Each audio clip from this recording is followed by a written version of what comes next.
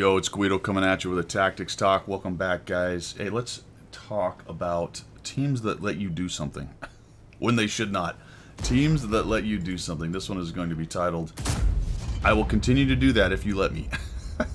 Okay? I will continue to do that if you let me. And it's about understanding what's happening on the map, understanding what the situation is locally, and what you have to do to change what you're doing in order to win the game. And really, it's concentrating on the enemy team because I'm in this great big old 60 TP Tier 10 Lewandowski thing. Whatever. Lewinsky, the Great Lebowski. One of those things. Let's call it the Lebowski. It's the big Lebowski right here. Got a 110E5 with me. Two of our Tier 10s. We're top tier. There's 4 Tier 10s in the battle. There's one of the enemy Tier 10s, a Leopard. And the 110E5 just kind of drones forward and just gets punished. That position, unfortunately, is also exposed to the M4043. This tank has pretty good depression, and it's carrying a great big old 750 Alpha gun. So it's interesting in that it's got the gun like a E100 has, but it doesn't quite have all the armor. It's decently armored, and the turret is quite good, but it's more mobile. There's a big shot, and I bounce one from the Leopard. So it's a little softer on the hull, a little bit trickier to use the turret and the hull armor itself, but look where I am. And this is where I was talking about, if you let me, I will continue to do it. So look how many tanks they have here. We've got 4. There's 2 Tier 10s. There's an E75 and a WZ-111 1-4. And they've got at least 4 right now, and they're really working over this 110E5. Pretty soon he makes a pretty foolish move here. Very long reload. Very long reload. So I'll just come over here and try to sneak one down into the hole of that thing, and I actually get a pen. And now let's see what they've got. 1, 2, 3, 4, 5, 6 tanks to 4, right? 6 tanks to 4. Although these two are keeping them honest, and we do have 2 Tier 10s, but we're about to lose a Tier 10 here. There's 6 of them. So we'll just continue to hold our position.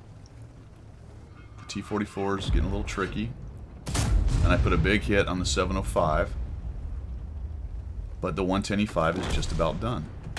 So how many do they really have? There's almost, is there 6 or maybe 7? 1, 2, 3, 4, 5. There's easily 6 in here. Now there's 3 of us. Now there's 3 of us. And what this team is going to do is continue to poke and prod and allow us to do this. That's a help. One of them gets killed. That's good. There's a T-10.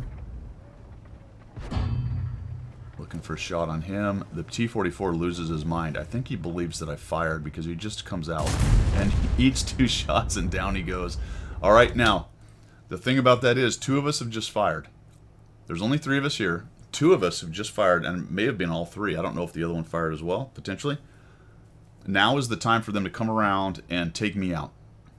Come around, get behind me, get me turned around, take me out with all of their numbers, and then move on to those 2, and they maybe lose a tank or 2, and we lose 3. And then they have broken open this southern area down here. They're already losing a little bit, but they will start to turn the tide on this game. Then they can flex back to their cap and deal with our push in the north. But what ends up happening is very tentative. In fact, there's another guy that's here. Now the 110 or the 121 FT has pushed up. He makes a bad mistake. He just comes in here and stares at me. And I'll just punch a shot through his upper superstructure because I'm spamming the number 2, and now he backs off. And every time they lose, right, every time they lose a trade, their position becomes weaker and weaker, and their numbers become less and less significant because they're all on one-shots. I'll sneak one into the top of the 110E3. Now he's a one-shot, and pretty quickly they're losing the opportunity to push us and swarm me. The 110E5. And this is pretty typical gameplay, really, for a lot of players. They're going to sit there and poke and prod. Nobody wants to take a chance. There's no caller, so it's not an organized game. And nobody is going to make the move. I'm able to sneak one on the Leopard. There's another guy down to a one-shot. And now they basically don't have what they need. If the 110E5, at the very point where I said, hey, it's time to go a while ago, if he'd have pushed in, used some of his armor, with the rest of them following us up, I'd be gone. and probably the other two would be gone. But what they did, like I said when I started this video, if you let me do it, I will keep doing it.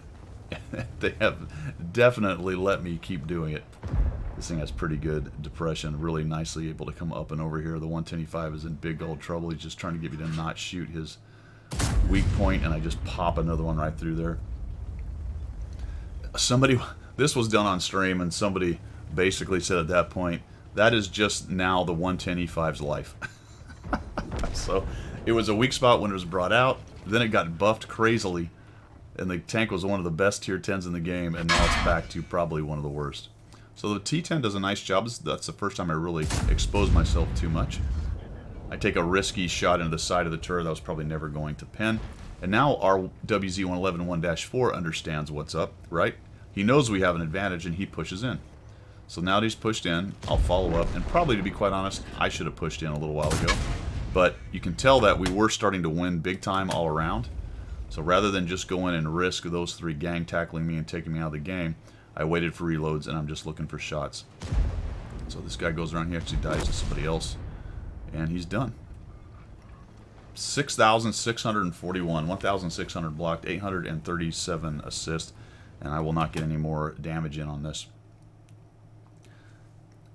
If you let a good player sit in a strong position, he will continue to do so. So you have to look for your opportunities, and really it doesn't matter if I was a good player or a bad player. The point was, there was, right as the 110E5 died, that was their chance. That was their chance, and they let it slip away. They let me sit there and pick apart their tanks, bouncing off my turret with their shots, unable to really dig me out of there because none of them were willing to push. You know, if you let me sit there, I'm going to do it, man. All right, hope you guys learned a little something here. Hope you enjoyed the replay as well. That's a pretty good tank. I quite enjoy that tank. In situations like that, it's very strong. However, with its fairly weak hull armor, if it gets caught out, it does not last very long. That's all I've got for today, folks. Thanks for tuning in, and we will see you.